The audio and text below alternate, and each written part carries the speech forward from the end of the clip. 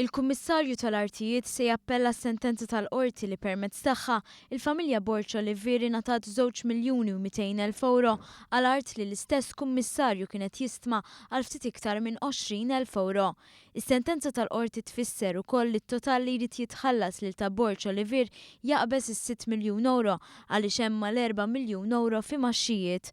Ħlas li huwa dovut minħabba l-mod kif inħadmet l-espropjazzjoni f'dan il-każ fejn l-ewwel bnew il-kumpless tal-Pixxina Nazzjonali fuq din l-art u wara espropjawha.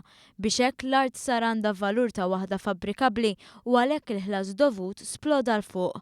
Skont rapport f'The Malta Independent huwa naturali li jkun hemm dan l-appell la darba s-somma mirbuħa tvarja bil-bosta mill-20,000 euro li rid iħallas id-Dipartiment tal-Artijiet. 20,000 euro li skont il-qorti setgħu jkunu ġustifikati li kieku l-espropjazzjoni ma saritx wara li sar il-bini.